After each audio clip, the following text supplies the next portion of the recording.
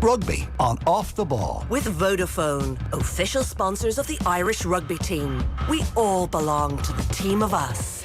This is Off the Ball Saturday on News Talk. John Duggan with you through until 5. You can text us on 53106. So Ireland have lost the first test of the summer tour of New Zealand by 42 points to 19 to the All Blacks in Auckland.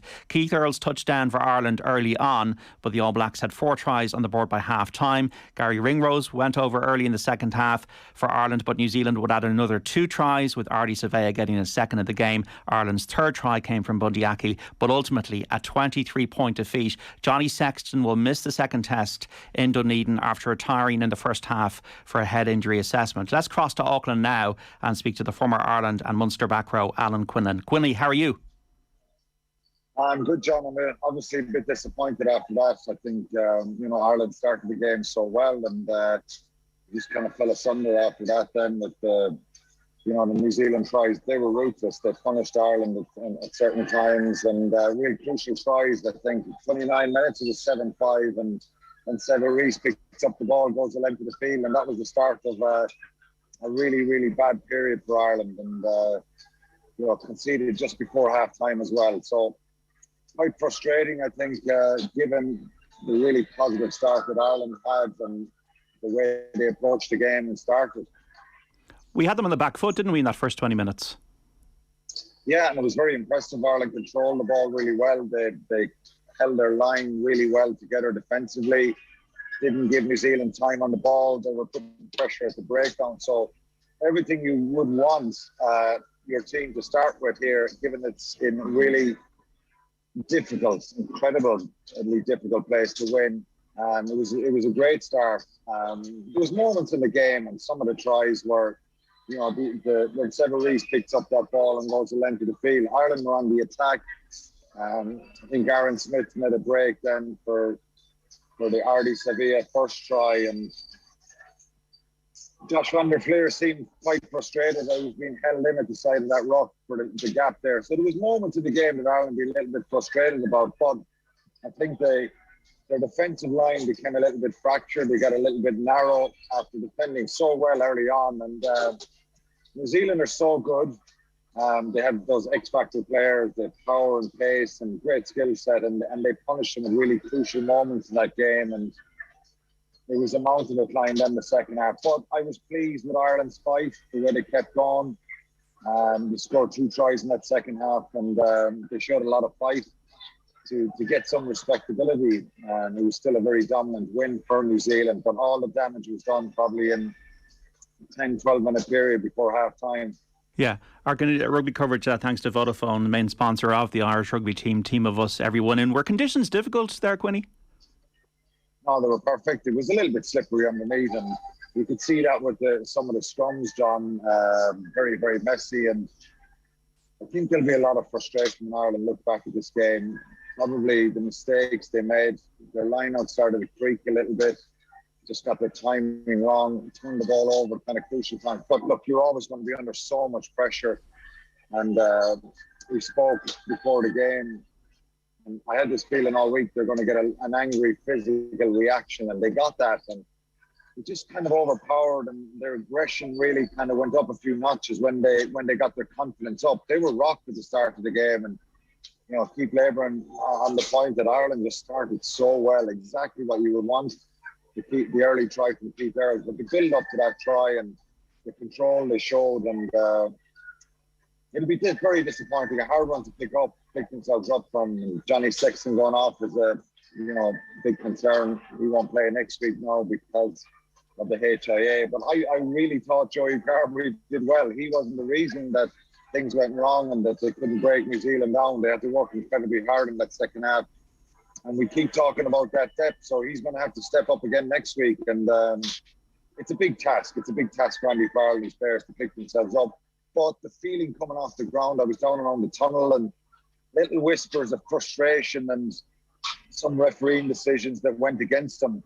I'm not saying, I don't think it would have made a difference that they would have won the game, but there's a couple of things that went wrong, and some of the tackling around the breakdown and the entries from New Zealand. But look, they're very, very aggressive and ruthless around that area, and And we saw that reaction tonight, and Ireland couldn't cope with it. You play the game, obviously, the top level, Quinny. How does it happen that you're playing so well after 20 minutes and you're ahead to conceding 4 tries in the second quarter and being cut apart? I just think that Ireland's heads dropped a little bit. I think for the Jordy Barrett first try, it was the first real attack and kind of sustained bit of pressure they had in the Ireland 22. Just switched off defensively. I know Manga Nuku, the debutant winger, he made a break. Not close to the line. Hugo Keane and Dan Sheehan made a great tackle. I just think the Irish players all looking in at the breakdown, and it was a brilliant pass from Aaron Smith and a great line from Jordy Barrett, and that just gave them a lift because the crowd were quiet here and they were getting beaten by Ireland, and Ireland were controlling the tempo of the game, and that kind of turned it for them. They got their noses in front 7-5, and then Severis, 29 minutes, it was 7-5, and Ireland are on the attack. And I just thought maybe Ireland went a little bit lateral and New Zealand fanned out a little bit more, and it was probably time to be a bit direct when they got down there at 22. Gary Ringrose bobbles the ball, doesn't he? And he falls, and then James Lowe gets his timing on. He slips, ball goes loose. Severis is gone, 14-5, and they just turned it on. Then the Aaron Smith makes that break. Sevilla scores, and then I think Gibson Park decides, and he was brilliant. In fairness, it's hard to be critical. I'm not trying to be critical of him, but we all make mistakes and sometimes make bad decisions. Ireland won a line out. They were under the pump a little bit, and they won a line out.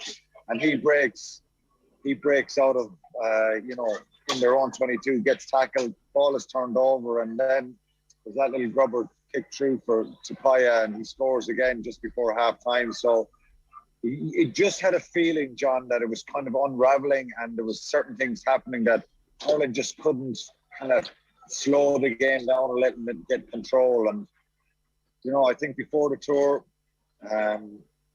talks about creating some depth for the World Cup and not learning harsh lessons because they don't want that. But I really believe when they look back at the video, there's some things in there that was in their control, and they just made mistakes and switched off. Yeah. And that was disappointing. Like, we seem to have big issues with depth. Like, Andrew Porter played the whole game. Tadhg Furlong was out there for 70 minutes. Ed Byrne is still on his way. Michael Bent was warming up. We look threadbare up front, Quinny. Yeah, a little bit. They've been stretched, obviously, and Ian Henderson going home, and Andrew Porter to play the whole game. Dan Sheehan goes off, and Dave Heffernan got a knock as well. So, it was always going to be physical, and it was always going to be a difficult task for them. And the impact off the bench for New Zealand as well was pretty telling. So, look, I think they've got to pick themselves up mentally, and they will be a bit bruised and battered. But not surprisingly, there was a very angry, aggressive kind of response, and they're under so much pressure here in New Zealand before the game, the coaches and the players alike, and they showed that energy that's needed, and pretty ruthless in some of the tries they scored, and they punished those mistakes from Ireland. It's almost the opposite of last November, Quinny. We were starting our season then, they were finishing theirs. Now we've had a long season. We lost to the Maoris the other day. We're going to New Zealand. They haven't lost there since 1994. Do we have a challenge around freshness against them?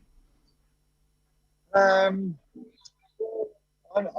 think their tour at the end of the year was probably more telling for them with COVID. They were away for a long time playing the Rugby Championship as well. But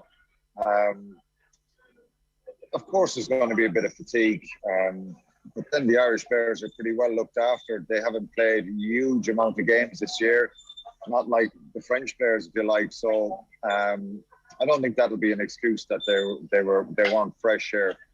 I think the travelling down here, playing away from home, is always going to be difficult. And New Zealand losing those 2 games in November, as I said, the pressure they were under, they were always going to come out and react. And for Ireland to win this game, they would have had to get a near perfect performance. And what happened in November, we saw a pretty near perfect performance, but unfortunately tonight, they made mistakes, they made bad reads in defence at times, and they got punished for that. Do we need to change our style of play at all for next week's test in Dunedin to be competitive? Do we need to slow the ball down possibly? Or how do we become more competitive in that second test, Quinny? Well, I think just look at the first 20 minutes, the way they put pressure on that New Zealand breakdown, the way they got off the line, they put in really good impact tackles. And then, New Zealand just wrestled that momentum away. And unfortunately, it all changed for them. And so they've got to look at that and try and sustain that for longer and stay connected better in defence, because I think some of the Irish players started to kind of get over enthusiastic shooting out of the line. And maybe it's because you don't want to give the time and the space to the opposition.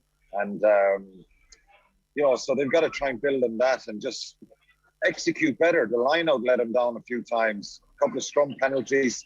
And look, it's very difficult. You're going to be under pressure in every moment in a test match like this, at this level, against a team at home who are under huge pressure and who are kind of rebuilding a little bit. They're bringing in a lot of their Super Rugby players who have shown great form. And we must remember, John, there's 7 different New Zealanders started tonight from that game in November. So there is a bit of change. And even some of the players who started tonight, like Ritalik, Whitelock, Sam Kane, they were being called into question, their selection on the team, and they performed. So a lot of pressure on Ireland. It was always going to be a mammoth task. It's 44 or 5 games now since they've lost here, and it's a long time. 94 France were the last team to win. So, Ireland needed to sustain those first 20 minutes. But I just think that turning point for the Severies thing gave them a lift. They were 14-5 ahead. Not really played a lot of rugby against Ireland. Ireland were pretty much in control. The kicking game was pretty good. And then, for some reason, that's the intrigue of sport. The mistakes started to happen. Who did well for Ireland, and would you like to see any changes in personnel next week? I thought Josh van der Fleer was immense again all the way through. Dan Sheehan was brilliant. He came off and had to go back on, but he's carrying and he's worked with Peter O'Mahony, Caelan Doris. There was a lot of really positive performances. I think I would have liked to have seen Robbie Henshaw get his hands on the ball a little bit more. Punch a little bit of holes, get in that 10-12 channel. But it's a situation, John, where it's not one of those games where you start overly criticising the players. I think you've got to applaud New Zealand for what they did. I think a lot of the mistakes were kind of collective mistakes, if you know what I mean. Yeah. The system defensively, the timing in the line-out, crucial moments. And I think then some of the decisions went against them. I still think probably, I'm not saying that Ireland would have won the game, but they just got very, very deflated. And after the softness of some of the scores, things started just to unravel a little bit for them. So they needed to stay in touch. When you go, was it 28-5 at half time? That's just a big, big lead. And it's hard to kind of believe you can win the match again. If it's 10 points, 12 points in front, they came out in the second half. Ringrose gets the try. And I just thought the attitude and the application the second half was really good. But I just feel they look back on a lot of things in the game with frustration. Some illegal kind of clear-outs from New Zealand, which kind of hampered them at times. But overall, I think, New Zealand are a very good side. Yeah. They were always going to be difficult here. So I think, it's not all doom and gloom. I think it's certainly a bit of a harsh lesson. And I really thought Joey Carberry got his hands on the ball. I loved the fact that he was running. He was trying to do stuff. Of course, Sexton is a loss. But, if we encounter a situation in the World Cup and Johnny Sexton is going to be gone after the World Cup, we want Joey Carberry to step up there. So I think the players will learn a lot from tonight. And it's a bit of a harsh lesson, but it's not all bad. I think they'll certainly find stuff in the video that they kind of made mistakes and that they can do better at. They weren't totally obliterated, which some may argue that that's not the case because of the scoreline, but I really believe some of the scores could have been prevented, and they'll have to pick themselves up and try and go again. Yeah, it was our worst first half in terms of a score since Hamilton when we lost 60-0 a decade ago. So we did salvage it. It was only 23 in the end. And on Carberry, it's on him now because he'll be the man next week. Yeah, he will, and he's got to step up. And I think they'll have a feeling of frustration with some of the decisions, frustration with some of the mistakes, and they will really believe that they can make it more of a fist fight for the 80 minutes and try and replicate the first 20. And that's probably the key for him. And if I was a player there, I'd be trying to latch on to that. Maybe it's the player in me thinking, this isn't all bad here. Because no matter how well Ireland played, even if Ireland had this brilliant performance for 80 minutes, they still would have found it very, very difficult to win the game. It was always a tough task. But, if they get a little bit of luck and don't have any injuries after this, because I think, James Ryan went down at one stage and I went, oh God, that's incredibly frustrating and difficult for the squad if he goes. If he misses out next week, Ty Furlong was down. You need a little bit of luck. So if they can patch themselves up and try and really believe they can. And there's a little bit of a similarity. Well, that game in 2012, that first test match that was here, it was kind of, it was a pretty dominant performance and a big win. And Ireland went down to Christchurch in the second test and should have won the match. Dan Carter got a late drop goal to win it. We know what happened in the third test, the 60-0 drubbing, but they've got to kind of cling on to that now and hope that they can lift themselves up and get their spirits right and really believe they can go back and go after New Zealand next week. Have you seen many Irish people down there, Quinny? Yeah, there's loads, mainly coming in from Australia. There's Rugby Travel Ireland brought a group of 170 or 80 down there as well, and there's loads of people, and then lots of people I met coming out on the flight. Not huge groups for obvious reasons because of the travel and restrictions and the distance and all that kind of stuff, but loads coming out from Australia. So there was a big Irish presence here tonight, which was great to see. And this is the ultimate test, isn't it? Being here and playing them at home, and unfortunately Ireland were not good enough in certain areas tonight, but I think they can be better and make it closer. I'm not saying they're going to go and turn it around and win in Dunedin next week, but I think they can certainly take some stuff out of the game, and if they execute it better, I think they can ask questions and of that New Zealand defensive line. You have to find your way to Dunedin now, Quinny. Yeah, Dunedin next week, John, and try and get my sleep right. It's a bit wobbly for the last few days. It's complete flip over in the sleep, but it's great to be here. I just hope that Ireland can. And I said this at the start of the tour. This was always going to be really difficult, and I feared at half time that we would have a really, really big score. And I think the Irish team can be pretty proud of their efforts in the second half, the way they reacted. And I really hope that they can, salvage the tour with two big performances in the second and third test. Even if they don't win them, I still you can take a lot out of the end of this tour, and it's only the start. So let's hope, as I said, they can pick themselves up and have a real go at New Zealand next week. Quinny, mind yourself. We'll speak during the week. Cheers, John. Thanks. Thank you.